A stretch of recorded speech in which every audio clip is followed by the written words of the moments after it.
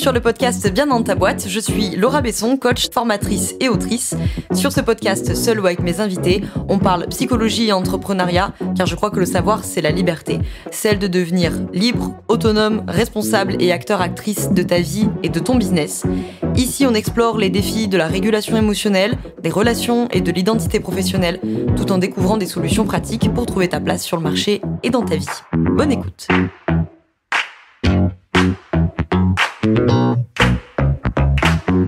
Bonjour Alan, bonjour à tous, bienvenue dans ce nouvel épisode du podcast Bien dans ta boîte. Aujourd'hui, on reçoit Alan pour nous parler de beaucoup de choses, parce qu'on a prévu de parler de plein de sujets, on a prévu de parler de communication, on a prévu de parler d'inclusivité, on a prévu de parler de consentement, et on va parler de beaucoup de choses qu'on n'a pas prévues aussi, probablement. Donc, avant qu'on attaque le vif du sujet, Alan, est-ce que tu peux commencer par te présenter, toi, ton activité et ton parcours pour celles et ceux qui ne te connaîtraient pas encore? Salut Laura, merci beaucoup de m'accueillir. Alors moi je m'appelle Alan, j'ai 33 ans, j'habite à Paris, je suis photographe, communicant, vidéaste et enfin réalisateur de documentaires. Et je suis un mec trans blanc plutôt qui vient d'une famille aisée. J'aime bien me situer un petit peu pour qu'on sache un peu d'où je parle. Faut se situer socialement, ok. Petit, puisque tu attaques avec le fait de se situer socialement, petit Roland marxiste dans tes mots, c'est volontaire ou ça l'est pas? Ouais, je pense que c'est important quand on écoute une parole de n'importe qui de savoir à quoi il ressemble, est-ce qu'il subit des discriminations, où est-ce qu'il est dans la société, où est-ce qu'il se situe, parce que du coup on n'entend pas la parole de la même manière. Moi j'ai été assez déçu parfois d'entendre des personnes ou des parcours où je suis vachement inspiré et à la fin j'entends oui mais mon père m'a aidé, il m'a donné 50 000 euros pour mon projet et je suis là bah ok bah du coup tout ce que j'ai écouté je peux pas vraiment le prendre pour ma propre histoire ou pour m'inspirer parce que je n'aurai jamais accès à ça enfin tu vois il y a des privilèges comme ça bon, c'est pas forcément sur cet exemple-là mais sur d'autres on n'a pas tous les mêmes privilèges et je pense que c'est important de les visibiliser. Ouais, bah, justement, ça m'évoque une question que j'avais pas prévue. Ça y est, ça commence. Dans la sphère entrepreneuriale, est-ce qu'il y a des entrepreneurs ou des entrepreneuses qui t'inspirent, qui te motivent, comme tu dis, auxquels tu arrives à t'identifier et qui sont pas bordés de privilèges? Ah, c'est marrant, j'en ai parlé récemment sur un post LinkedIn et j'ai un pote qui m'a dit, mon post c'était tous les mentors que j'ai eu m'ont déçu, sauf un. Il était déçu que ce soit pas lui la Ah, personne qui l'ait pas déçu. Ouais, je pense que c'est un sujet qui est important pour moi de se sentir représenté et de s'inspirer par les gens. Je me suis beaucoup calqué sur des parcours d'hommes cisgenres, blancs, très éduqués ou avec des grosses études. Et en fait, au fur et à mesure de mon histoire et de mon parcours et de mon évolution, je me suis rendu compte que je pouvais pas du tout faire comme eux. Et j'ai vraiment voulu faire comme eux. Et dans ce post-là, je racontais, bah, ils m'ont tous déçu parce que je me suis rendu compte que je pouvais pas faire comme eux vachement tard, où ils ont du coup pas raconté certaines choses, ou m'ont fait des conseils qui étaient complètement hors sol par rapport à ma réalité, ou rajouter des injonctions, de la pression, de la culpabilité. Et la seule personne qui m'a jamais déçu, en fait, c'est mon oncle, qui est un entrepreneur, qui maintenant a arrêté son activité, mais il m'a toujours beaucoup soutenu. Et surtout, il m'a jamais fait d'injonction, jamais donné de conseils sans que je le décide et que je lui demande. Il est toujours en attente que les choses soient dans ma demande et que je le verbalise pour pouvoir me faire des retours et des conseils. Et en fait, il y a beaucoup d'autres personnes qui m'ont déçu à cet endroit-là, quoi, de se permettre des remarques parce qu'ils pensent savoir, alors qu'en fait, on n'a pas la même réalité, quoi. oui. Est-ce que c'est pas la nature même des privilèges d'oublier ces privilèges et du coup de pas se rendre compte de. Bah ouais. Ah, je sais pas jusqu'où tu veux qu'on développe le sujet. Moi, je te suis, il y a pas de souci, mais ça me fait penser à une autre chose que j'ai vécue, c'est que maintenant, je suis beaucoup plus perçu comme un mec que comme une femme dans la société. Et du coup, j'ai plus de privilèges, déjà parce que je me sens moins en insécurité dans la rue. Et en fait, je me rends compte en vivant cette expérience-là qu'on peut l'oublier très vite. Ce que j'ai vécu avant d'insécurité, de danger, de sentiment d'avoir peur de sortir dans la rue, même si je l'avais quand même beaucoup moins, je pense, que la moyenne. Et ben maintenant que je le vis plus et que c'est plus mon quotidien, que je vis presque enfin je vis du sexisme autrement mais je suis plus confrontée à autant de violence qu'avant, bah je l'oublie assez vite et en fait oui ouais le privilège quand il est plus là Bah, c'est comme n'importe quelle douleur. En fait, quand ça s'arrête, tu passes à autre chose, t'es libre, tu peux bouger librement. Et en fait, quand t'as des douleurs ou quand t'as des trucs qui te viennent, c'est plus compliqué d'avancer, quoi. Oui, alors tu précises que tu vis du sexisme autrement. Est-ce que tu peux nous dire ce que ça te fait vivre aujourd'hui d'être identifié comme un homme? Bah, je sais pas si vraiment c'est du sexisme, mais c'est des discriminations vis-à-vis de, enfin pas forcément des discriminations. Moi, je vis pas des discriminations, mais c'est des remarques ou c'est des choses qu'on pourrait mettre dans la catégorie de discrimination que d'autres personnes trans vivent, qui sont en lien avec le genre. Donc ça reste du sexisme. Moi, je fais partie des personnes qui sont méga privilégiées parce que je fais le chemin dans le bon sens entre guillemets, donc je suis plus en danger dans la rue entre guillemets, mais je peux l'être aussi peut-être parfois plus du fait d'être trans. Euh, donc je sais pas trop si c'est du sexisme, mais en tout cas le problème il s'est décalé ailleurs. C'est un peu le même sujet, mais pas vraiment quoi. Oui, tu En tout cas voulais moi dire je le vis un peu différemment. oui, tu voulais dire en tant que trans et pas en tant que identification homme quoi. OK. C'est moi qui avais mal compris ta. Oui oui complètement. Ah oui oui je vis absolument pas de discrimination du fait que je sois un mec. Par contre, je me sens aussi méga privilégié dans ma transition, mon parcours en général, ma vie, du fait de pas avoir vécu trop de choses. Et d'ailleurs, c'est pour ça que je prends la parole parce que j'ai les ressources, j'ai le temps pour le faire. Et je me sens en accord et sécurisé du fait que les gens savent parce que j'en parle. Enfin, j'ai cette chance-là de le faire et de pouvoir le faire que d'autres forcément n'ont peut-être pas. Donc, c'est aussi pour ça que je prends la parole. C'est parce que j'ai ce privilège de le faire, quoi. Hmm. Eh ben justement, tu me fais une bonne transition sur cette histoire de prise de parole puisque avant de mieux te connaître via le collectif Entreprendre ses politiques que j'ai cofondé avec d'autres camarades dont Thomas Burbiger, Laure Daudier, il y en a qui doivent les connaître ici. Je t'ai connu justement par tes prises de parole sur LinkedIn, justement. Et c'est souvent un sujet qui inquiète les entrepreneurs et les entrepreneuses, la communication sur les réseaux sociaux, le fait d'assumer une prise de position, la peur des commentaires, la peur d'être trop clivant et de prendre des positions et que je perde des clients et j'ai peur de me faire harceler, etc. C'est quoi toi ton rapport à ça? Est-ce que tu as toujours été à l'aise pour communiquer ou est-ce que tu as cheminé et si oui, comment? Merci beaucoup pour cette question. J'adore. C'est mon sujet préféré. Bah, moi, dans mon propre parcours, c'est un peu contre-intuitif, même à l'inverse de ce qu'on peut entendre, parce que moi plutôt c'est l'inverse. C'est le travail et la communication qui m'a amené à prendre du recul sur moi, à prendre du recul sur mon image, à comprendre en fait qu'il y avait un truc qui clochait entre la manière dont je communiquais pour mon entreprise et la manière dont je me sentais, je me percevais personnellement. Et donc j'ai compris que en fait, quand j'ai commencé à communiquer pour ma boîte, j'avais 24, 25, peut-être un peu plus. J'ai commencé à communiquer, alors pas du tout sur LinkedIn, hein, pour le coup, j'étais pas du tout à l'aise sur LinkedIn avant. Ça a été Instagram, un peu Facebook, tu vois, d'avoir un site, enfin, des choses un peu basiques, mais Instagram un petit peu. Et en fait, ouais, je voyais cette personne qui faisait du yoga dans ses stories et qui parlait d'organisation. Et en fait, je me reconnaissais pas. Et même physiquement, il y a un truc que je reconnaissais pas. Donc moi, la com, ça a été plutôt l'inverse. Je me suis beaucoup montré, en tout cas à ce moment-là, quand j'ai commencé. Et je me suis rendu compte en me regardant, en cheminant, en prenant du recul, qu'il y avait quelque chose qui clochait. Par contre, ce qui est sûr, c'est que depuis que, par exemple, tu vois, que j'ai fait une opération, que j'ai avancé dans ma transition, il y a un truc du coup, de plus simple. Comme je me sens mieux dans mon corps, je me sens mieux dans l'image que je renvoie. Je me reconnais. Il y a un truc aussi que les personnes trans vivent, c'est que du coup, bah, maintenant, on se reconnaît dans le miroir, et c'est un sentiment qui est très bizarre. J'ai l'impression du coup de m'incarner et d'être vraiment dans mon corps, et donc je peux prendre la parole du bon endroit entre guillemets. Et donc j'ai commencé à prendre la parole autrement, à libérer un peu les injonctions que je devais storyteller ma vie ou raconter un peu tout ce que je faisais. Maintenant, je le fais un peu autrement. En tout cas, j'ai pris la communication comme un espace de liberté plus qu'avant, et surtout de d'oser. Avant, j'osais pas faire des face cam, par exemple, parler, même prendre la parole dans les podcasts. C'est super récent. Parce que j'aimais pas ma voix, j'avais de la grosse dysphorie de genre, donc c'est ce qu'on ressent, c'est un truc un peu dissociatif qu'on ressent, qui est un peu une énorme crise d'angoisse liée à son corps, à sa perception. Je sais pas trop si je l'explique bien, mais allez voir dysphorie de genre si vous connaissez pas le terme. Et donc, quand tu fais des crises de dysphorie de genre, bah, c'est compliqué de se montrer, c'est compliqué de prendre la parole.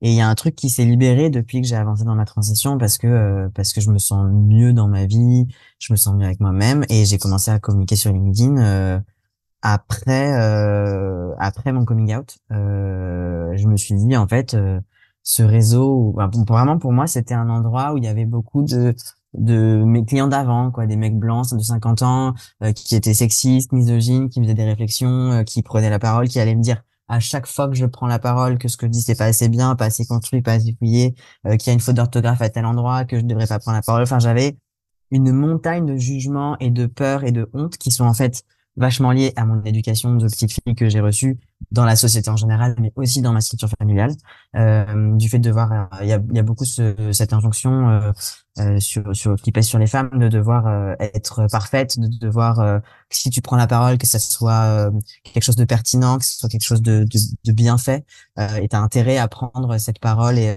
que ce soit et de pas d'être irréprochable. Il y a ce truc d'être irréprochable. Et donc moi, ça me freinait complètement pour prendre la parole sur LinkedIn parce que j'ai eu beaucoup de clients.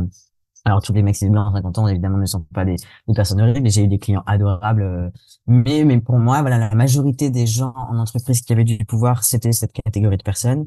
Et j'ai vécu des trucs super durs dans le travail liés à cette catégorie de personnes et dans ma vie.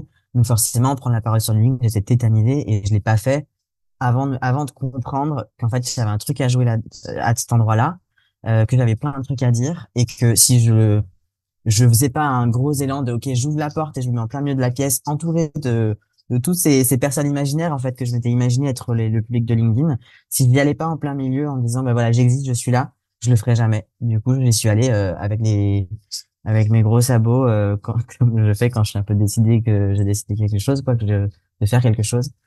J'y suis allé et j'ai appréhendé le truc. Ça a pris pas mal de temps avant que je sois à l'aise, mais j'ai commencé à poster tous les jours sur LinkedIn il y a 2 ans, quoi. Et et voilà, du coup, j'ai commencé à affirmer qui j'étais en fait. C'est vraiment un acte d'affirmation, en tout cas pour moi. C'est comme si je me mettais au milieu de la rue et que je disais voilà, j'ai un truc à dire avec un mégaphone. Et en fait, la plupart des gens s'en foutent. Des gens qui gueulent dans la rue, enfin, tout le monde va pas s'arrêter forcément devant moi.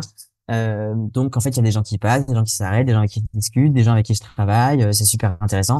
Mais en fait, ça va pas forcément remettre ma vie en cause. En fait, je me suis rendu compte que poster, euh, ça avait de l'impact, mais je pouvais être responsable de la parole que j'avais, de ce que je disais, de ce que j'en faisais, mais je pouvais pas savoir ce qui allait se passer par la suite du fait de prendre la parole et que en fait il y avait des bonnes surprises et surtout je n'ai jamais reçu de haine en ligne. Je n'ai jamais reçu.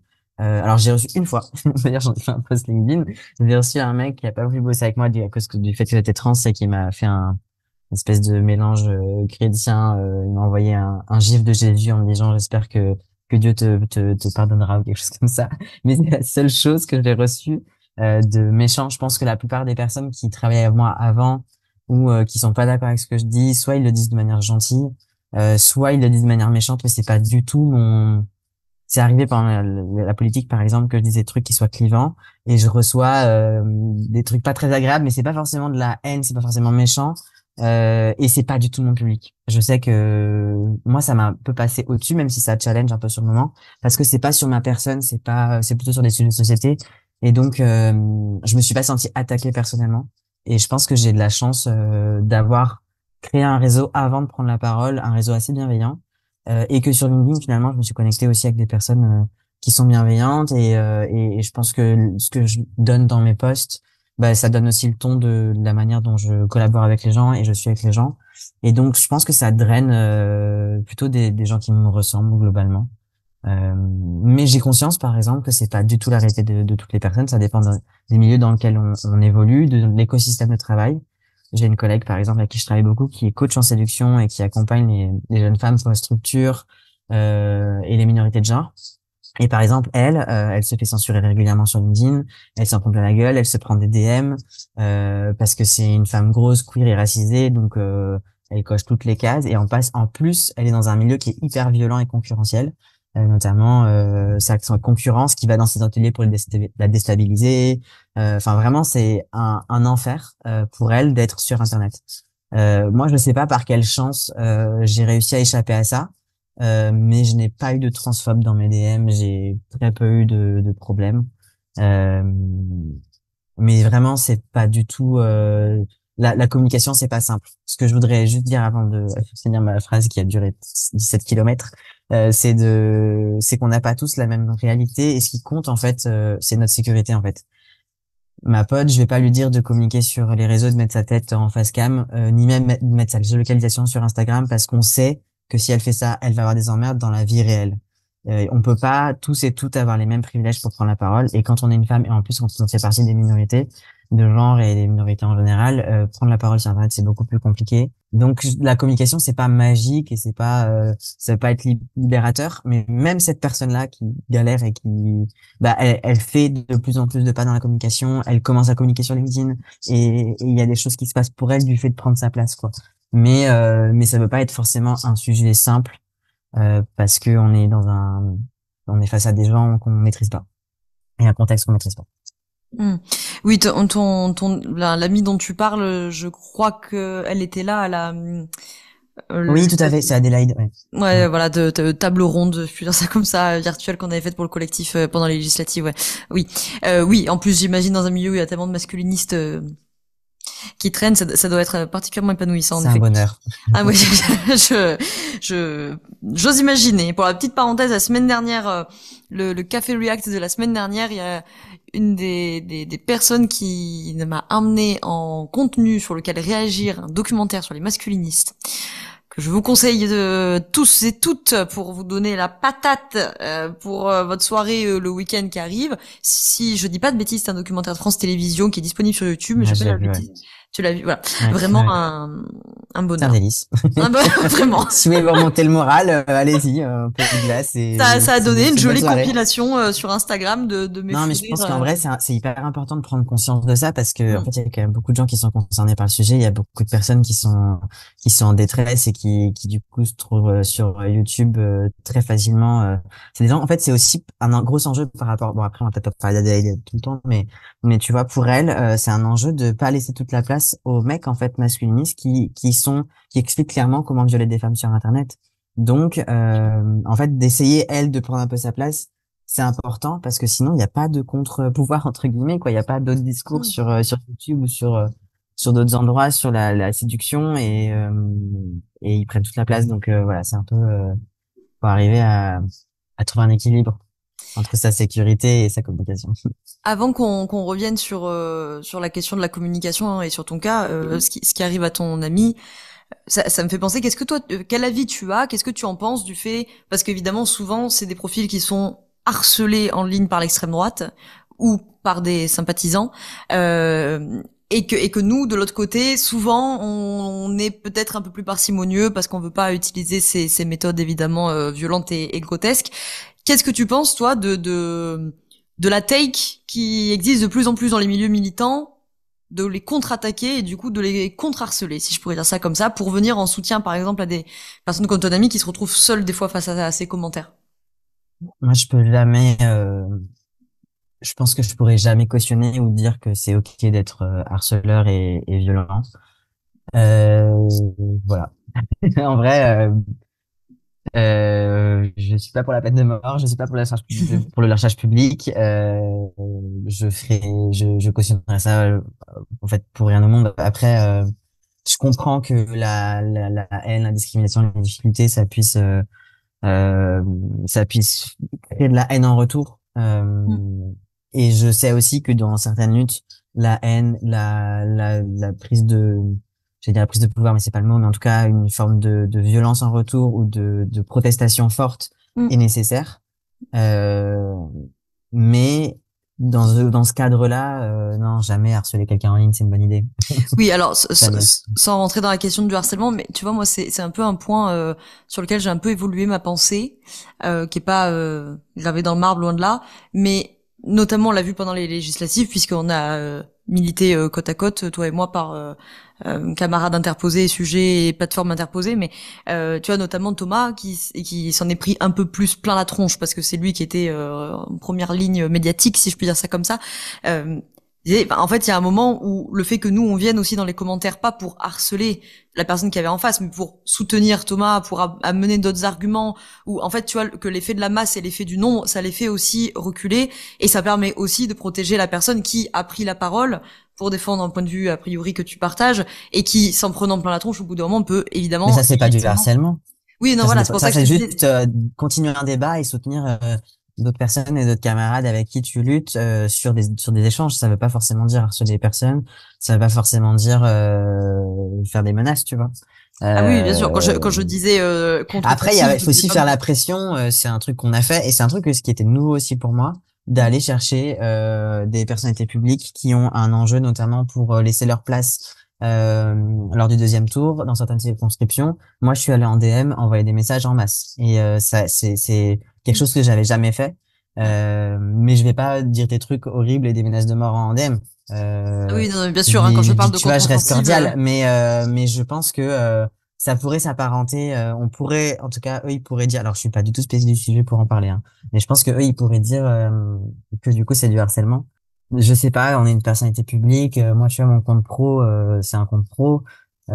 Tu peux aussi bloquer ton compte. Enfin, je sais pas, il y a quand même des méthodes, mais j'en sais pas. En vrai, ça pourrait être intéressant de discuter avec des personnes qui connaissent bien le sujet, qui comprennent mieux que moi le sujet, parce que moi, je suis surtout quelqu'un d'assez idéaliste et à ce moment-là, par exemple, j'ai fait juste ce que je pouvais, tu vois, pendant ce mouvement entreprendre ses politiques. J'ai juste fait ce que je pouvais dans l'urgence et en vrai, ça a marché. Donc moi, j'avais pas forcément de scrupules à envoyer des DM à la chaîne à des personnes qui pouvaient faire changer les choses.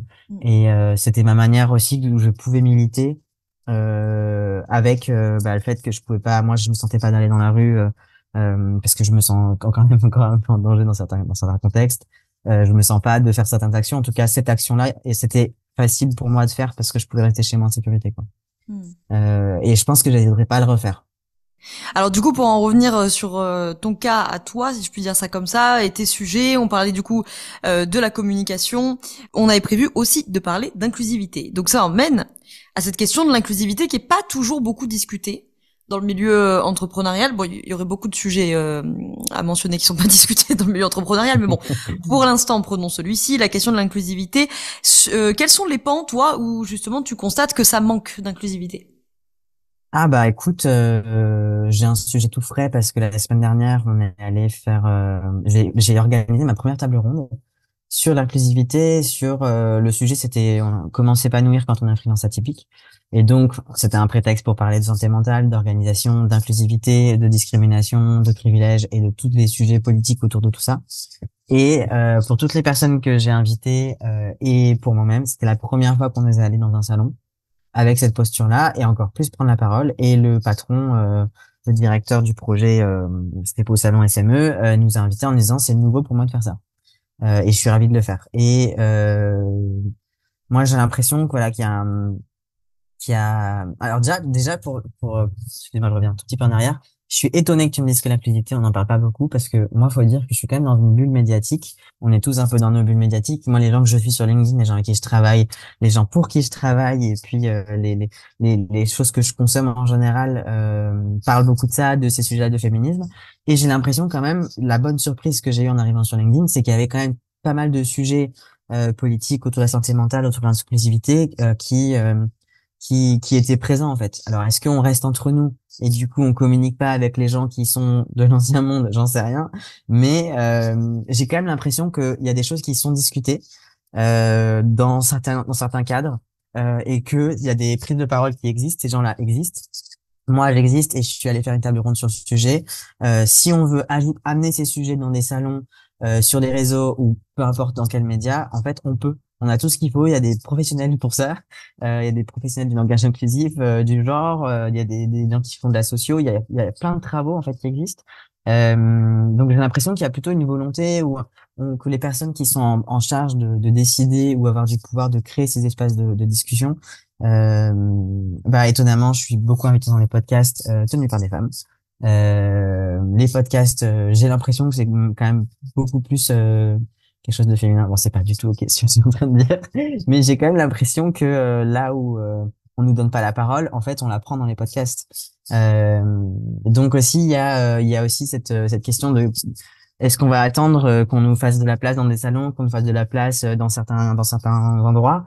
Moi, j'y suis vraiment allé grâce à une personne, hein, parce que j'avais une relation en commun, et du coup, j'ai proposé au président du salon SME de faire cette table ronde en disant, c'est important en fait aujourd'hui de parler d'inclusivité, de visibilité d'autres personnes, d'arrêter de mettre des mecs au micro, de mecs cis au micro, et de visibilité d'autres parcours, des personnes qui sortent un peu de votre norme et qui ne vous ressemblent pas en fait, d'accueillir des gens différents de vous, parce que moi en tout cas, ce que je vis en tant que participant et freelance depuis du coup 10 ans, mais aussi ce que mes collègues LGBT ou pas d'ailleurs, mais qui sont discriminés ou qui font partie des minorités, ce que ces personnes vivent, c'est qu'elles ne vont pas dans les salons parce elles se sentent pas la cible de ces salons.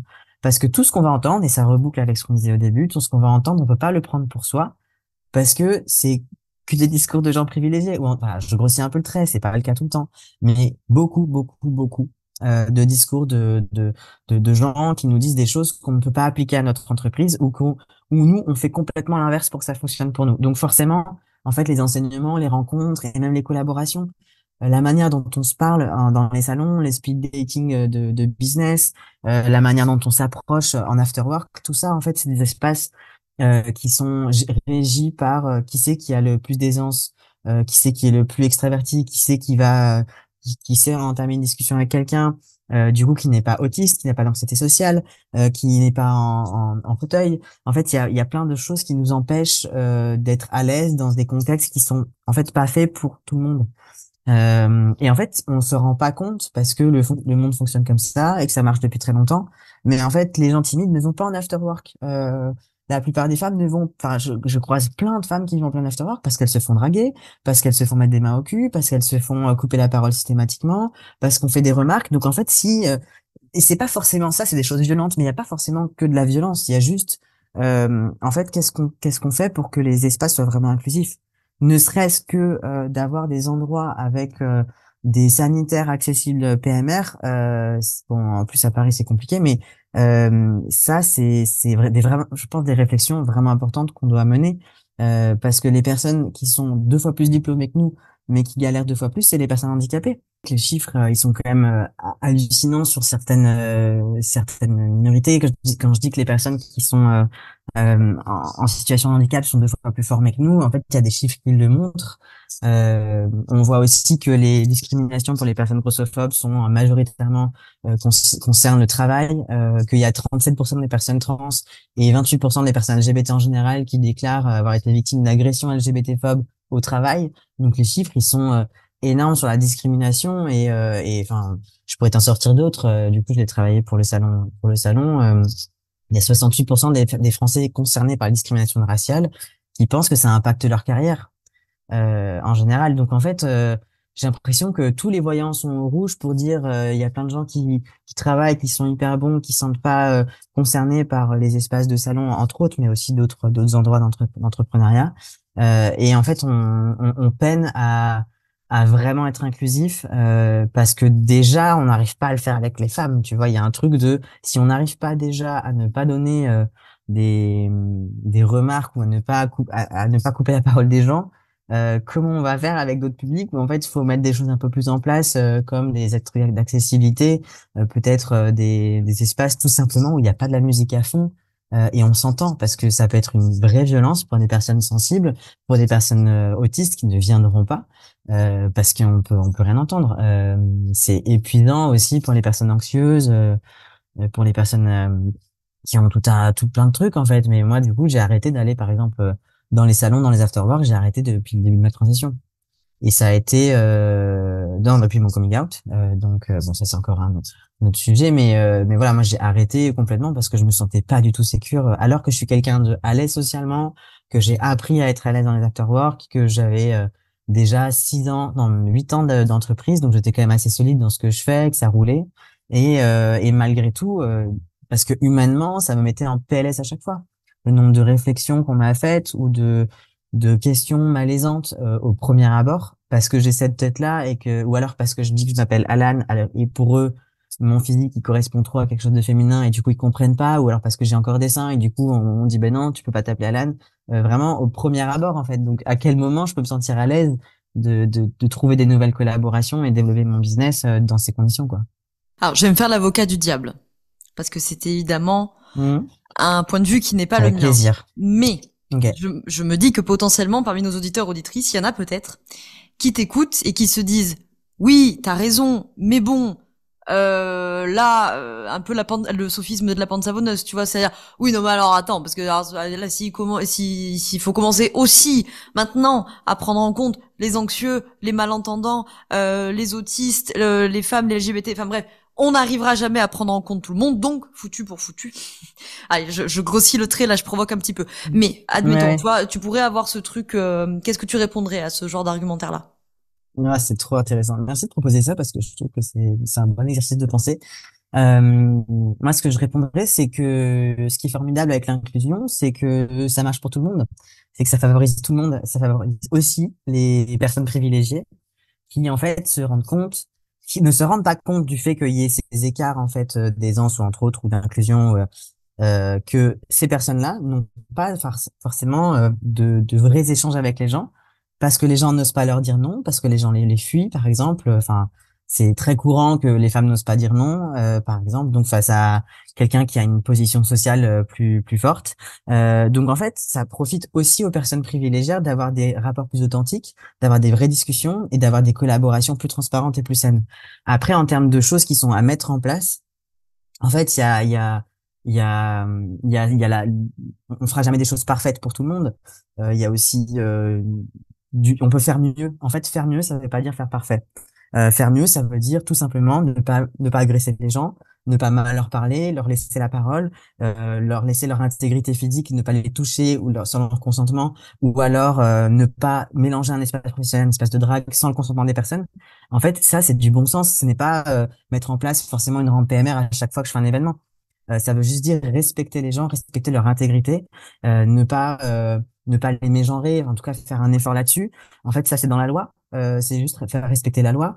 Euh, et après, je pourrais continuer pendant des heures, mais en fait, il y a ça en fait qui existe. C'est juste une question de respect, tout simplement. Et après, on peut aller plus ou moins loin dans l'inclusion, et ça dépend aussi des publics. Ça dépend des publics qu'on accueille, ça dépend des possibilités. Je pense il y a beaucoup de choses à mettre en place pour que les gens se sentent mieux, pour que les gens soient dans des relations plus réelles, plus saines et plus authentiques. Et donc ça profite aussi au business.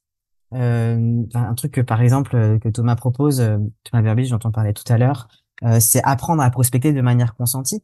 En fait, ça c'est juste arrêter d'être toxique dans le travail en fait. Donc c'est pas forcément euh, changer sa vie ou changer tout ou tout remettre en question. C'est juste en fait arrêter de reproduire des schémas qui mettent des gens en danger, qui augmentent euh, tu vois, de tout faire pour faire une vente, de faire acheter les gens en leur faisant peur. Enfin, en fait, il y a plein de choses qui sont hyper toxiques dans le travail parce qu'on est dans une société toxique et dans un environnement aussi qui nous ont appris à reproduire des schémas parce qu'on pense que c'est ça qui marche, parce que c'est le schéma dominant. Mais en fait, il y a plein de manières de faire plus douces et plus inclusifs qui fonctionnent. Alors, j'ai pas les chiffres, mais par contre, je pense que ça fonctionne mieux. Prendre soin des gens, c'est rentable. C'est pas une question de que seulement il faut prendre soin des gens parce qu'on est dans dans le monde des bisounours. Évidemment, c'est la base, mais il y a aussi une volonté de faire les choses dans de bonnes conditions pour que ça soit rentable, pour que ça soit pérenne, pour que les gens reviennent, pour qu'il y ait plus de monde, pour qu'il y ait plus d'échanges. En fait, il y a aussi, je pense, ce truc-là qu'on voit pas forcément dans l'inclusion, c'est que si tu veux aussi toucher d'autres publics, et grandir aussi d'une certaine manière à certains endroits, politiquement, mais aussi en termes de quantité. Bah, si tu vas aller chercher d'autres publics, il faut créer les conditions, c'est la base du marketing, pour que les personnes que tu veux toucher se sentent à l'aise en fait dans l'espace que tu proposes. Et donc, si ta cible, c'est tout le temps les personnes blancs, cis, valides, hommes, puissants, parce que c'est la norme, bah t'as le droit en fait. T'as le droit aussi de proposer des choses pour ces gens-là, mais je pense que c'est important de le visibiliser, de le conscientiser et de remettre un peu nos schémas en cause, en question parce que ce qu'on fait, c'est reproduire un schéma qu'on n'a jamais qu'on n'a jamais mis en question. Et quels sont les bénéfices qu'on pourrait avoir à remettre ces choses en question et qu'est-ce qu'on peut mettre en place à son niveau par rapport à nos objectifs, quoi. Je vais arriver un jour à te poser mon autre question, mais j'en ai 45 000 qui me viennent à chaque fois. Donc avant de C'est vrai pouvoir que c'est pas arriver... trop flou ce que je raconte. Non, non, non, mais justement, ça me fait rebondir sur des choses parce qu'au Ok. bout d'un moment, tu parlais de l'environnement du travail qui est toxique et d'un environnement social, pardon, je vais me faire engueuler par la gauche à juste titre, d'un environnement social qui est toxique. Et du coup, pour la blague, ce qui m'est venu, parce que c'est la blague que je vais toujours troller sous les posts de Thomas Edlor en disant c'est le capitalisme. Et donc du coup, ça m'a fait arriver à un autre argumentaire entre guillemets pour me faire l'avocat du diable. S'il y a des auditeurs et auditrices qui nous écoutent et qui se disent oui, j'entends, mais on changera pas le système, on changera pas le capitalisme demain matin, on changera pas le patriarcat demain matin.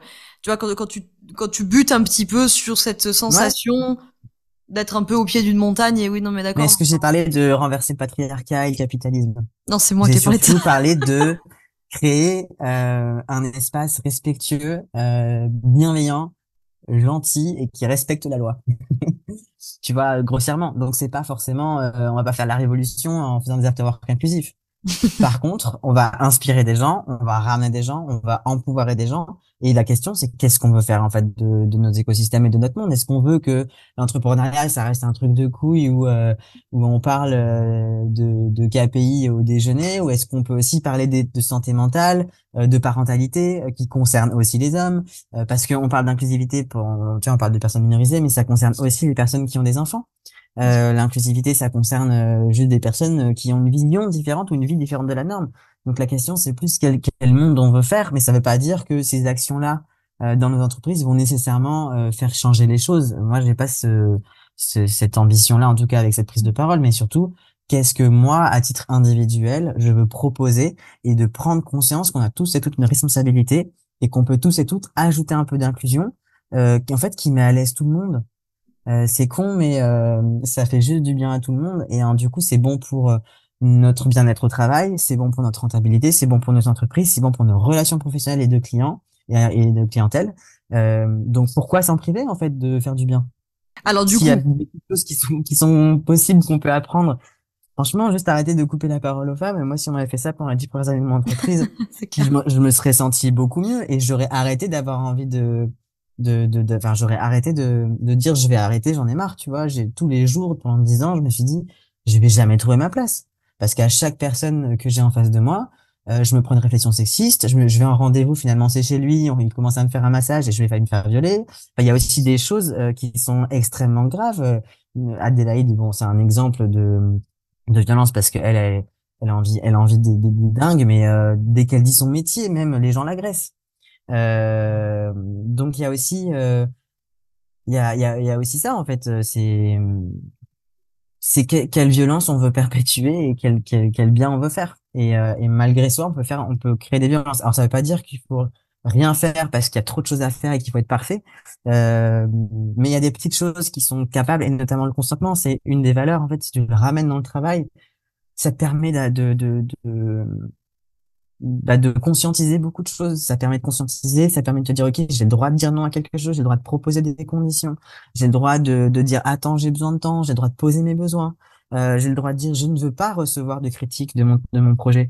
J'ai le droit de dire, ah non, je suis pas dispo. Enfin, tu vois, c'est tout bête, mais arriver à prendre un peu plus sa souveraineté, son pouvoir dans son travail, dans son rythme personnel, biologique, professionnel, c'est aussi une manière de mieux gérer son temps, c'est aussi une manière de mieux gérer ses pics et ses baisses d'énergie. Parce que clairement, quand tu te prends des réflexions LGBT-phobes dans la tronche, bah en fait ton espace mental et ton énergie sociale, elle diminue, t'es impacté, moralement c'est compliqué. Donc en fait, il y a aussi toute cette énergie qu'on perd en fait à se battre et à se protéger qu'on pourrait mettre dans notre boulot. Et moi, j'ai pas envie que les gens qui viennent par exemple à mes after-work rentrent chez eux en se sentant trop mal parce qu'on leur a fait des réflexions. Donc moi, ce que je vais mettre en place, c'est que je vais cadrer un minimum, je vais poser un peu les bases, permettre aux gens de le faire à leur tour s'ils veulent par la suite, et balancer quelques graines qui vont pas changer la face du monde, mais qui vont changer la face de mon monde et mon écosystème. Et du coup, ça me permet de mieux travailler au travail, d'avoir de meilleures relations, des collaborations plus longues, plus pérennes, plus rentables. parce que je perds pas d'énergie en stress, tu vois, tout bêtement. Je vais plus chez l'ostéo tous les 3 mois parce que tu vois, il y a aussi un fond de roulement qui est plus petit, quoi, parce que je gagne des points de vie, clairement. Alors du coup pour les auditeurs, auditrices, en l'occurrence entrepreneurs, entrepreneuses qui nous écoutent, ça serait quoi tes 3 conseils à leur donner pour être plus inclusifs dans leur business, sachant que parmi celles et ceux qui t'écoutent, tu as beaucoup d'entrepreneurs solo ou des patrons patronnes de TPE, donc on est plutôt sur des petites structures. Et donc s'ils se sentent concernés par ce sujet, que ça les appelle, mais qu'ils sont en train de t'écouter, tu dis ouais, d'accord, mais moi concrètement, qu'est-ce que je peux mettre en place dans mon Eh business? ben, la meilleure chose à faire quand on ne sait pas, je pense que c'est aussi un réflexe d'entrepreneur, c'est d'aller demander là où il y a l'information. Donc de se renseigner, de faire d'aller chercher des informations. Tu vois, moi, dès que j'ai un problème, je tape sur Google comment faire ça. Donc tu tapes sur Google comment faire rendre ton truc plus inclusif en 3 points. Et surtout, tu vas écouter les personnes concernées. Tu vas écouter les personnes qui sont concernées par tes problématiques, qui sont par exemple tes salariés, et tu vas leur demander. Voilà, j'ai envie de faire ça, je sais pas quoi faire, comment on fait? Comment je peux faire les choses? Est-ce qu'il y a des petites choses faciles qu'on peut mettre en place qui vous rendent la vie impossible, mais qui pour moi je le vois pas parce que j'ai un angle mort, parce que je ne suis pas concerné. En fait, tout bêtement, d'ouvrir une discussion, de permettre de nommer des gens pour le faire, mais surtout de rajouter du consentement. Est-ce que tu es OK de prendre le temps pour en discuter? Est-ce que tu es OK pour que cette charge soit là sur toi aussi? Parce qu'il y a des gens qui en ont marre d'expliquer, de faire de l'éducation. Est-ce que tu es OK de mettre des choses en place? Est-ce qu'il y a des gens qu'on peut aller chercher? Je pense qu'il y a pas mal de petites choses comme ça à mettre en place. Le consentement, mais à tous les niveaux. L'écoute des personnes concernées. Et puis, je dirais, se former. Il y a quand même beaucoup de formations en ligne auprès de professionnels qui existent. Des personnes dont c'est le métier de faire des ateliers de j'allais dire de prise de contact, mais c'est pas ça, comme des ateliers de sensibilisation sur certains sujets, des personnes qui peuvent vous accompagner pour rendre votre entreprise plus indépendante sur l'inclusion, enfin plus inclusive. Et, euh, et en fait, il y a plein de gens qui font ça très bien. Donc si quand tu sais pas, demande aux gens qui savent, quoi. Et ça peut passer par des petites choses. Tu fais un audit avec un professionnel, ça passe par des petites choses, ça passe par proposer un genre dans les formulaires ou proposer de ne pas rajouter le genre dans les formulaires. Proposer, par exemple, c'est un truc qui est très compliqué pour les personnes trans parce que les démarches pour faire changer les papiers sont très longues, chronophages, coûteuses, discriminantes. Enfin, c'est compliqué. Et du coup, il y a beaucoup de personnes qui mettent plusieurs années. Enfin, il faut mettre plusieurs années pour faire ça. Donc en fait, ne pas demander par exemple les cartes d'identité pour certaines choses. Moi, tu as mes afterwork, il y a un billet, mais je vais pas vérifier les cartes d'identité. Bon, il y a on fait pas en afterwork, mais par exemple, LinkedIn, c'est un des sujets sur LinkedIn. Je ne veux pas que mon nom d'avant apparaisse, je ne peux pas être sur LinkedIn. Si ma carte d'identité n'était pas à jour, je ne pourrais pas être sur LinkedIn. Donc ça juste invisibilise plein de gens qui ne peuvent pas être sur LinkedIn.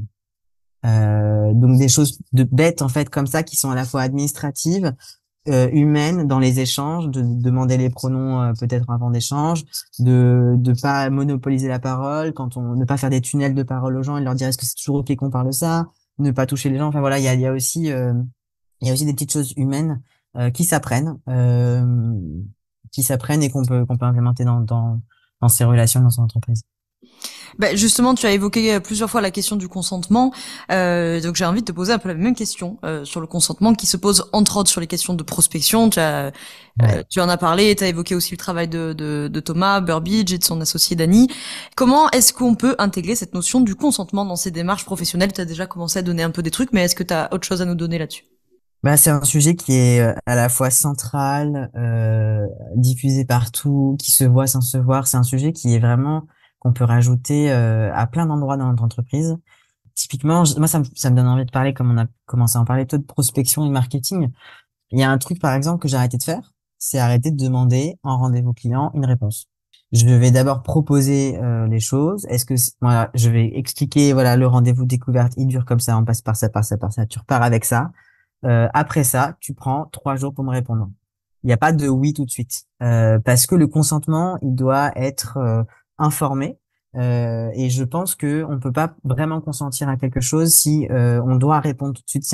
Tu vois le marketing avec l'urgence, avec la peur, faut que tu me répondes tout de suite. Moi, je suis plus d'accord d'utiliser la peur comme levier et comme déclencheur d'achat. Mais je préfère dire aux gens, tu prends 3 jours, même si les gens sont super sûrs d'eux. Je préfère que ce soit une vraie méga bonne décision pour elles et pour moi et pour eux, et qu'on ait 3 jours pour réajuster s'il y a besoin. Et tu vois, ça c'est aussi des choses qu'on peut mettre dans les contrats. Voilà, il y a des petites choses comme ça qui font que la relation n'est pas la même. Je vais pas t'envoyer mon PDF de présentation si t'es pas d'accord, ou je vais pas te faire un. Tu vois, il y a des gens, par exemple, moi j'adore les vocaux, mais il y a des gens qui ne supportent pas ça, qui se sentent agressés quand ils reçoivent un vocal de prospection d'une minute et qui vont jamais l'écouter. Donc déjà, tout le monde perd son temps parce que il y en a un qui s'énerve parce qu'il reçoit des trucs qu'il veut pas, et l'autre il envoie des trucs à tout le monde, et en fait il fait de la quantité. Donc en fait, c'est une perte de temps de fou. Si tu demandes aux gens, voilà, moi je fonctionne en vocal, collaborer avec moi ou peu importe échanger, est-ce que c'est ok que tu reçois un vocal? Si la personne te dit oui, tu sais vraiment que tu peux le faire et que tu as un vrai échange avec elle. Si la personne te dit rien et que tu le fais quand même, ben en fait t'es pas dans un vrai échange, t'es juste en train de t'imposer à une relation, à quelqu'un, et t'entends pas les signaux parce qu'ils sont beaucoup trop faibles et parce que t'as juste pas demandé. C'était ok, donc t'as un échange qui est creux, tu perds ton temps. Tu perds ton temps, et ça va mener nulle part en fait. T'es juste en train de d'agresser les gens, ou enfin ça agresser, il y a des gens qui se sentent agressés par les vocaux. Moi je comprends pas parce que j'adore ça, mais je vais le respecter en fait. C'est pas parce que moi je comprends pas ça que je vais imposer. Par contre, ce qui est sûr pour moi, c'est que je suis très clair avec mes conditions de travail. Par exemple, je prends pas des collaborations, c'est des gens sur certaines tâches n'aiment pas les vocaux, par exemple, parce que c'est ma manière de fonctionner sur beaucoup de projets. Et il y a des débriefs que je vais pas faire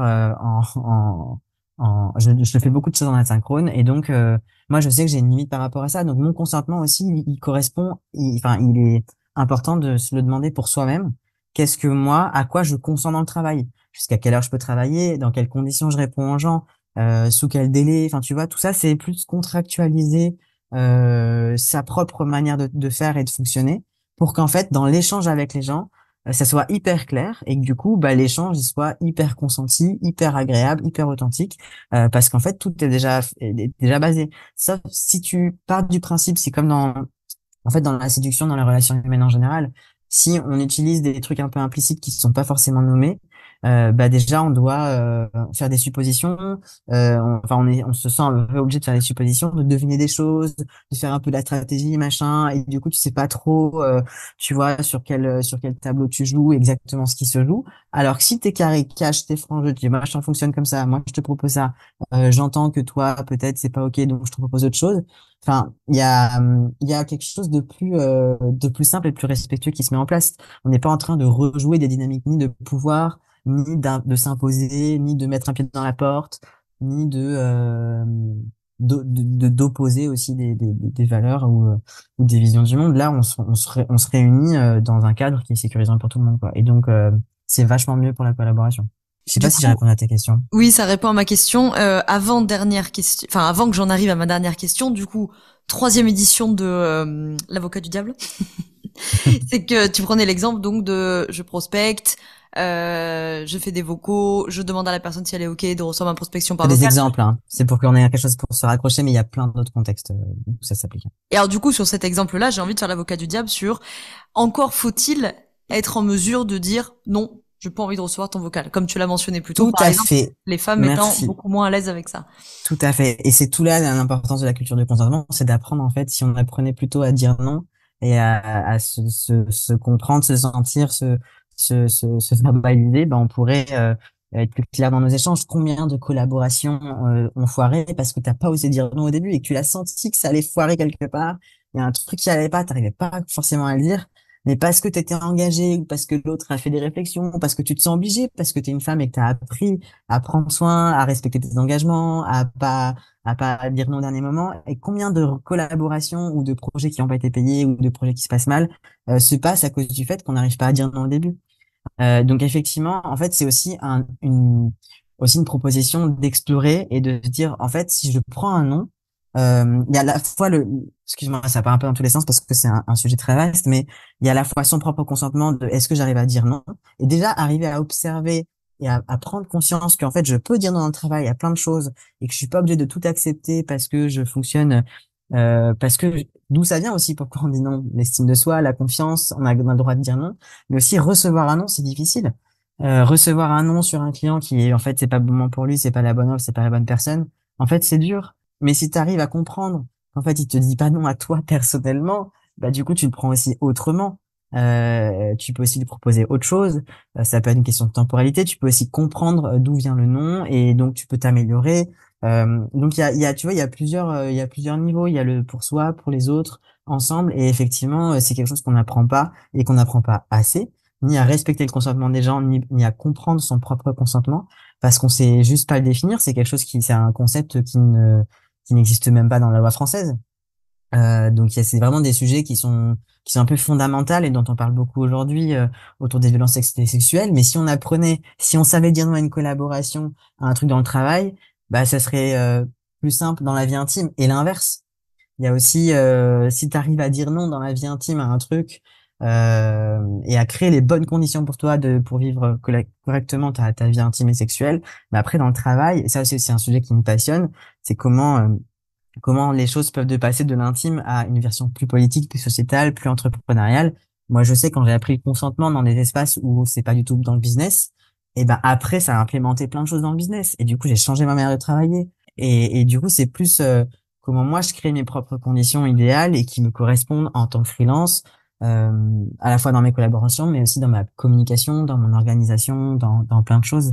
Mais c'est vrai que c'est un très gros sujet qui est central qu'on n'apprend pas, mais qui serait bénéfique à diffuser à plein d'endroits dans nos relations et dans nos vies. Tu vois, c'est pas juste entreprise, entrepreneuriale, quoi. Oui, en tout cas, ce que ça m'évoque, j'avais prévu de te poser une question là-dessus, mais je trouve qu'il y a quand même un lien dans ce truc-là, c'est que ça implique une vision beaucoup plus collective, beaucoup plus interpersonnelle et beaucoup plus systémique. Là où, bon, déjà, il y a une société entière qui est très individualiste et que le monde entrepreneurial, alors, c'est un peu con de ma part de dire monde entrepreneurial parce qu'évidemment, il existe des mondes entrepreneuriaux et que il y a des bulles là-dedans, etc. Mais en tout cas, quand on regarde, moi, dans mon milieu, tout du moins, les grands noms qui ont vraiment tiré leur épingle du jeu, comme on dit. Ces grands noms-là sont quand même plutôt des figures plutôt néolibérales et donc plutôt très individualistes. Et donc je pense qu'il y a aussi quelque chose qui se joue dans des contradictions Dans les valeurs, fondamentales. ouais. Mais tu peux, alors le consentement, c'est pas forcément quelque chose de forcément individualiste. Ça peut être individualiste, mais ça peut être aussi collectif. Justement, Non, mais il y c'est a, que justement, il y a c'est ça que plusieurs je voulais niveaux. dire. C'est que je trouve Ah, d'accord, justement oui. la question du Ah oui. consentement, elle implique justement déjà de concevoir les liens interpersonnels et comme tout le monde est lié, etc. Et pas Oui, juste mais d'en ça avoir une peut être sécu. aussi pour soi. C'est d'abord, peu importe, mais c'est C'est aussi pour aussi. soi. Mm, C'est d'abord pour ta propre sécurité et pour ton propre équilibre. mm, Et effectivement, après, quand tu connais bien ton consentement et que tu arrives à consentir, à poser les conditions, à dire les choses et que tu as appris, bah après, tu peux aussi proposer à d'autres de le faire dans l'échange. Mais d'abord, c'est aussi comment je m'observe en fait dans ma vie, à quel moment je fais des choses qui me donnent de l'énergie, à quel moment je fais des tâches qui me plaisent pas. Tu vois, il y a aussi ce mm. consentement dans la partie organisationnelle. En fait, moi, je ne consens pas à faire de l'administratif. Tu vois, c'est tout bête, mais il y a vraiment un truc, moi, qui m'a libéré de ouf, c'est que je me suis dit, mais en fait, il y a des choses que je n'aime pas à faire, qui me créent du stress. Je mets trop de temps à m'y mettre. Enfin, je suis pas efficace. Et donc, en fait, j'aime pas ça. Donc, j'ai trouvé des solutions pour déléguer, pour adapter, pour changer ces tâches-là, pour que du coup je les fasse mieux. Et en fait, ça, c'est en vrai, c'est une question de consentement. Si vraiment j'écoute mon consentement, j'ai juste pas envie de le faire.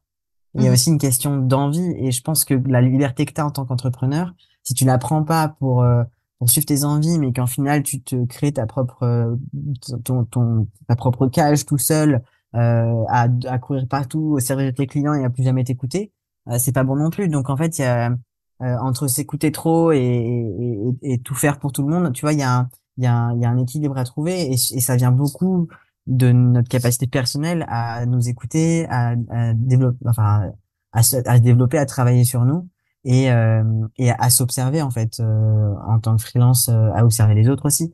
Donc je pense que si voilà, on diffuse un peu ces valeurs, je pense que c'est très nouveau de parler de consentement dans le travail. Et déjà, ça tique un peu à l'oreille de se dire, ah ouais, en fait, je peux faire des trucs comme ça. Je peux avoir cette réflexion-là, je peux m'observer dans ma vie en général et donc dans le travail. Bah, je pense que ça peut quand même ouvrir un peu des portes de réflexion et des portes de changement personnelles, mais qui deviennent collectives en fait. Bon, allez, j'en prends une dernière parce que à un moment donné, il va falloir Vas-y. que je coupe cet épisode, mais j'en aurais plein Moi, je suis OK pour 2-3 questions en plus, si tu veux qu'on continue. Bah, c'est qu'il faut que nos auditeurs, auditrices nous suivent jusque là. Mais bon, après, si vous êtes plus là, bah tant pis pour vous. Hein, c'est vous Tant qui avez, pis pour eux. vous avez, Ils vont tout vous avez louper. loupé la fin. Alors, c'est un mix de réflexions, de questions et de sujets philosophiques auxquels il nous faudrait à peu près 4 jours pour répondre. Je suis pas sûre qu'on qu'on va trouver une conclusion maintenant. Mais le bout de ma réflexion, c'était par un autre angle de lecture. Moi, je vois beaucoup la question des rapports de force dans ce genre de situation. Et je trouve que quand à la lecture un peu marxiste ou apparenté marxiste de la question des rapports de force, il y a une question d'impasse. C'est-à-dire, soit tu penses pas ces trucs-là, et donc, me semble-t-il, tu peux rapidement arriver dans une forme de pensée un peu maximaliste, en te disant, on va faire du mieux qu'on peut, et comme tu le disais tout à l'heure, par exemple, de tomber un peu dans le sophisme de la solution parfaite, et de chercher à être très maximaliste sur tous les sujets, de tout faire parfaitement, etc. Soit de penser effectivement un peu cette thématique des rapports de force. Pour donner un exemple concret, bah, là, par exemple, tu dis, je respecte mon autoconsentement, si je peux dire ça comme ça, l'administratif, je le délègue. Et donc, mais du coup, ça fait rentrer à notre rapport de force que, en fait, c'est les plus Complètement. privilégiés financièrement qui vont pouvoir le faire. Et donc, du coup, de penser cette thématique des rapports de force emmène nécessairement la question, puisqu'on est dans la thématique marxiste, de changer les structures qui génèrent ces rapports de force plutôt que de travailler sur les individus. Tout ça pour dire, ma question à 10 000 balles, à 1 million même, j'ai envie de dire, c'est qu'est-ce que tu vois, toi, ou pas d'ailleurs, comme axe concrètement pour faire changer les structures entrepreneuriales? Ah, c'est très très vaste comme question.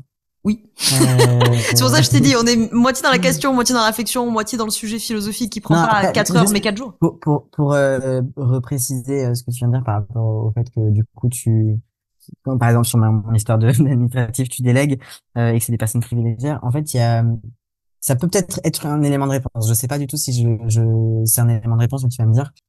Je pense que dans l'entraide, il y a beaucoup de solutions. Dans l'entraide, l'échange de services, l'entraide, le réseautage, mais le réseautage, j'allais dire bien fait, mais dans de bonnes conditions pour les gens. Typiquement, tu vois, l'administratif, je pourrais le déléguer gratuitement en échange de travailler moi pour quelqu'un. En fait, il y a aussi plein de choses qui sont possibles sans augmenter des écarts de privilèges ou enfin sans profiter de ces privilèges, mais aussi en redistribuant euh, la valeur ou le travail que tu proposes. Moi, c'est quelque chose que j'adore faire. Par exemple, des échanges de services, j'en fais 3 par an. Et ça m'apporte beaucoup de choses. Et alors, je sais pas du tout si ça peut changer les structures entrepreneuriales, mais j'ai l'impression que ça fonctionne comme ça depuis toujours. Les boys clubs, les groupes fermés, les groupes d'entrepreneurs, payants, pas payants, les after-work, les groupes WhatsApp, les gens s'entraident. Et qu'en fait, j'ai l'impression que comme les personnes qui sont moins privilégiées ont moins de ressources et d'énergie pour proposer ces espaces, peuvent moins le faire, bah, le font moins. Et ça demande quand même, tu vois, d'avoir aussi des têtes de liste, des gens qui organisent, des gens qui animent, des gens qui rassemblent. Et qu'en fait, pour les personnes minorisées, il y a un peu, j'ai l'impression qu'il y a pas, parce on a l'impression qu'on n'existe pas, mais en fait, on est juste méga isolé et invisibilisé. Et que les personnes privilégiées qui se ressemblent se rassemblent et se font des trucs entre eux parce que ça fonctionne comme ça. Donc en fait, si ça peut être une des pistes, je sais pas, un élément de réponse à est-ce que ça peut faire changer les choses si on crée plus de réseaux en fait de gens qui ont les mêmes valeurs, qui peuvent s'entraider sans avoir de logique financière, des groupes WhatsApp d'entraide, des binômes de responsabilité, des personnes qui avancent ensemble et qui se soutiennent en fait les unes les autres. Et j'ai l'impression que dans les milieux minorisés, il n'y a pas beaucoup ça parce que c'est des personnes qui n'ont pas le temps, parce que elles passent 2 jours par semaine à gérer des problèmes de santé, parce que en fait, il y a surtout une question de temps. Donc, par contre, alors pour le sujet qui me concerne, par exemple pour les personnes LGBT, je sais qu'il y a plein de choses qui existent. Il y a du mentorat, il y a des structures qui accompagnent dans l'entreprise, il y a des structures qui proposent ou nous on fait des after-work aussi queer et alliés tous les mois à Paris, par exemple. Il y a des after-work, il y a des applications. Voilà, il y a des espaces où les gens se rencontrent. Ce qui manque, en fait, c'est créer des espaces assez safe, entre guillemets, ou safer, ou un peu plus safe que la norme dans lequel on ne va pas, parce qu'on ne peut pas y aller. Mais il faut trouver des manières de créer des espaces. Et c'est ça qui est très compliqué. par exemple, des bars queer, il y en a 4 à Paris, ils ferment, ils sont tous en train de fermer. C'est compliqué de tenir les bars queer pour plein de raisons discriminantes, financières et pour plein d'autres choses. Et aussi, c'est un serpent qui se mord la queue parce que les personnes qui sont discriminées, minorisées, ont moins de ressources, donc elles peuvent moins avoir de prêts, moins de créer des choses. Donc en fait, il y a ce truc de créer des réseaux de soutien, fonctionner en communauté. Je pense que c'est nécessaire pour se donner de la force, pour s'entraider. Mais on va pas aller bien loin en restant en bulle, en fait. Donc, il y a aussi une volonté de créer des réseaux où, en fait, on apprend à se redécouvrir et donc donner la parole aux personnes concernées sur ces sujets-là, donner la parole à des gens différents dans les salons, à des gens à faire l'effort d'aller chercher des parcours différents et des réalités différentes et faire l'effort du coup de s'éduquer sur certaines choses qui profitent à tout le monde. Ça peut être bien. Après, moi je veux pas non plus dire à toutes les personnes privilégiées qu'elles doivent. J'aimerais qu'elles le fassent. Et tu vois, typiquement, je pense qu'il y a plein de gens qui ont un impact qui pourraient créer des choses plus belles, mais parce qu'elles sont plus individualistes et parce qu'elles regardent parce qu'elles ne savent pas qu'elles ont des privilèges, du coup elles font les choses pour les gens qui leur ressemblent ou pour elles-mêmes. Bah du coup ça a un écho certes et ça a une réussite individualiste, mais la question c'est qu'est-ce qu'on fait aussi pour le collectif, dans quel sens va mon entreprise, qu'est-ce que ça nourrit, qu'est-ce que ça sert dans le monde, qu'est-ce que je veux transmettre. Si tu veux transmettre de quelque chose de très individualiste et t'enrichir toi personnellement, très bien, t'as le droit. Mais il faut être OK avec ça. Et du coup, faut pas le prendre mal quand on dit, bah, tu t'enrichis tout seul. Hmm. Et tu reproduis des dynamiques de pouvoir et des violences systémiques sans t'en rendre compte et tu t'éduques pas. C'est aussi une responsabilité que tu prends pas et qui pourrait peut-être t'amener à un autre endroit que l'enrichissement personnel. Est-ce que l'enrichissement personnel, c'est que uniquement, alors ce serait trop bien que tout le monde l'ait, mais est-ce que c'est que des chiffres sur ton compte en banque? Voilà, qu'est-ce qui t'enrichit réellement et qu'est-ce que tu as envie de créer, quoi. Est-ce que ce que tu crées, c'est au service de ce qui te nourrit vraiment? Je suis Quelques parti en hippie style. bah tu as dit au J'espère que début ça t'a satisfait comme réponse. tu as dit au début de l'épisode que tu étais un idéaliste. Alors bon bah la matérialiste que Oui, je suis, je ne surtout peux quand je pas prends la s'étonner. parole, j'en profite pour l'être encore plus et faire mon Mister France. Mes petites questions de fin. Qui aimerais-tu entendre à ce micro? Bon, on va dire que je parle tout le temps d'elle, mais Adélaïde, elle a tellement beaucoup de choses à dire. Ouais. Euh, je sais pas, il y a tellement de personnes intéressantes. Franchement, c'est fou en fait quand tu commences à regarder vraiment les gens un peu différents qui se montrent pas. Bah quelqu'un qui se montre pas, tu vois justement, Mhm. quelqu'un qu'on voit pas, mais qui a plein de choses à dire et qui ne le fait pas pour plein de raisons. Et que si tu vas pas le chercher, il ou elle ne viendra pas en parler.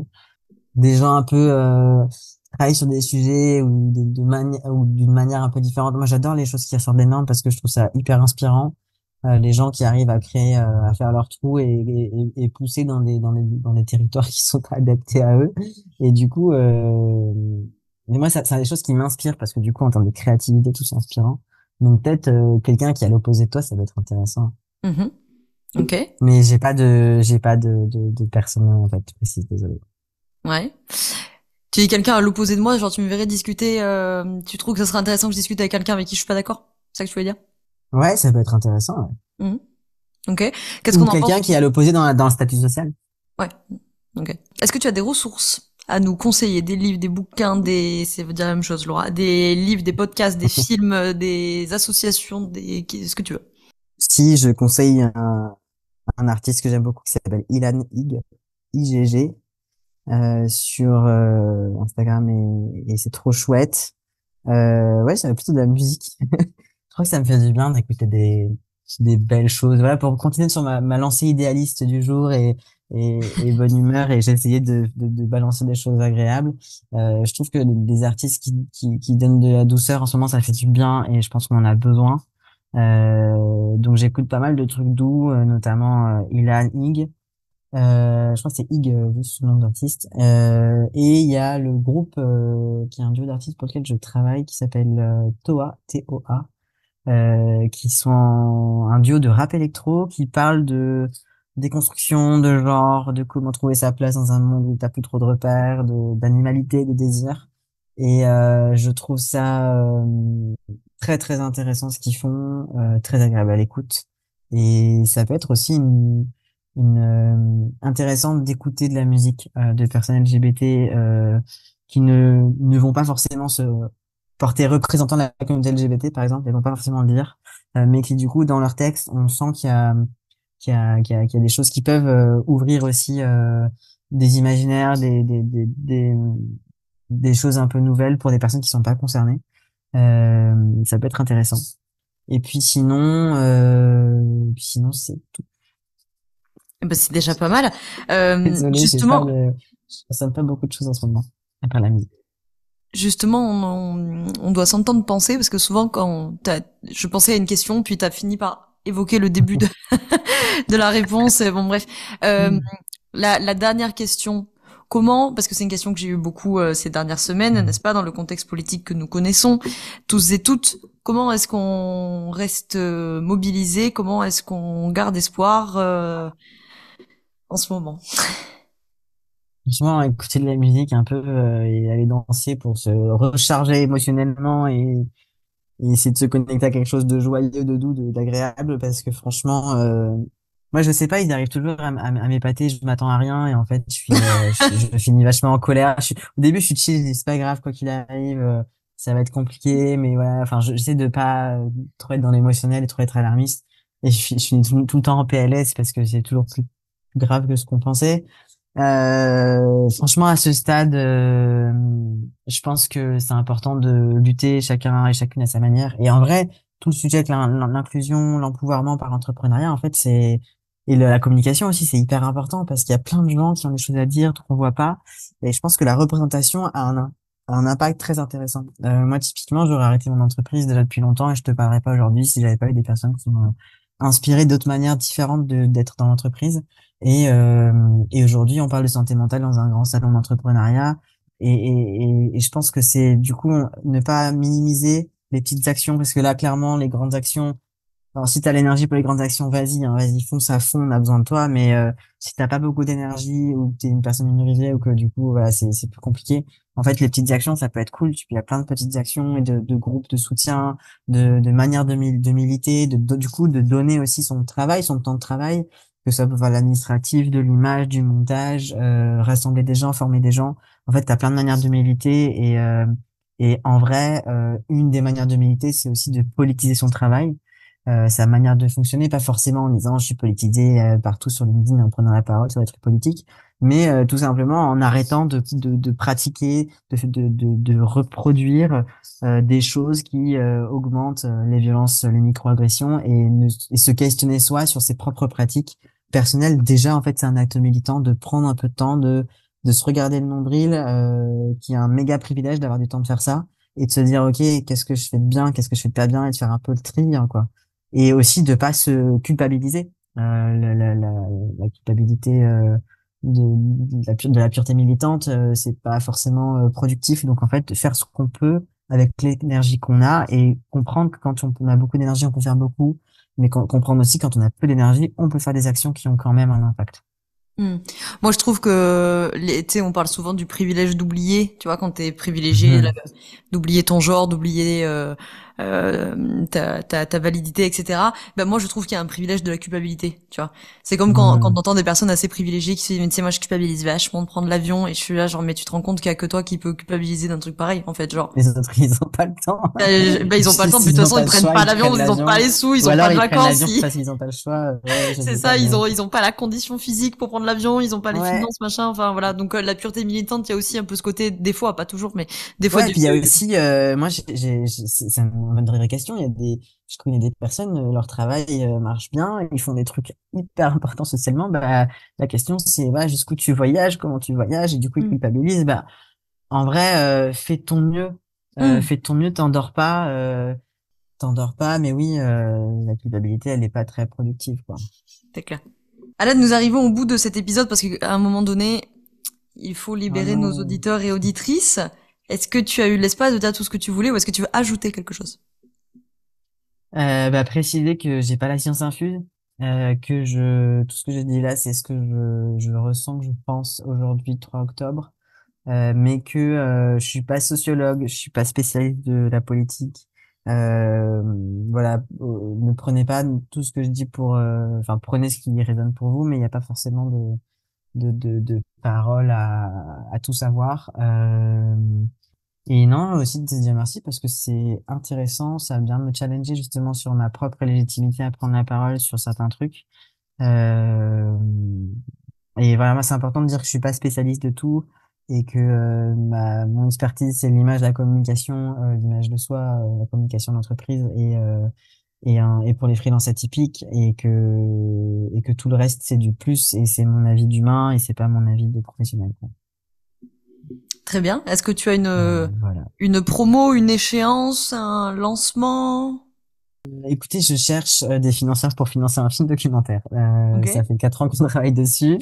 Si vous êtes riche, engagé, que vous avez envie de soutenir des projets féministes qui parlent justement de consentement dans la vie affective, mais aussi dans le travail, voilà, si vous voulez devenir coproducteur, producteur, miser, investir ou donner et soutenir un projet que je porte depuis 3 ans, 4 ans, qui est en production et qui a besoin d'aide, appelez-moi, contactez-moi, on en parle.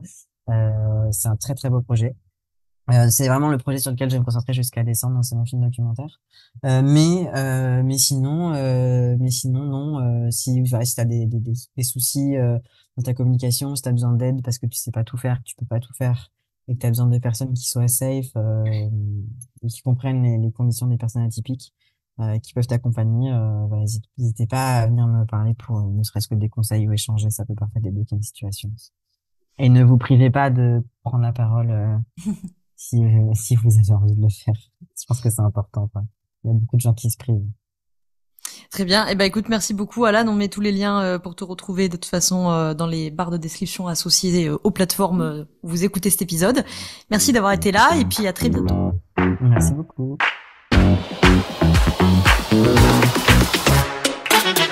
Je te remercie d'avoir écouté cet épisode jusqu'au bout. Tu peux retrouver l'ensemble des informations et des liens en description de cet épisode. Si tu as des idées, des suggestions ou si tu as tout simplement aimé cet épisode et que tu veux me le dire, direction Apple Podcast pour laisser un commentaire et 5 étoiles. C'est ce qui permet au podcast d'aider plus de personnes et ça permet aussi de me soutenir. Tu peux aussi partager cet épisode à un entrepreneur ou une entrepreneuse qui pourrait en avoir besoin. Je te souhaite une très belle journée ou une très belle soirée selon quand tu m'écoutes et surtout, je te souhaite d'être bien dans ta boîte. Ciao, ciao.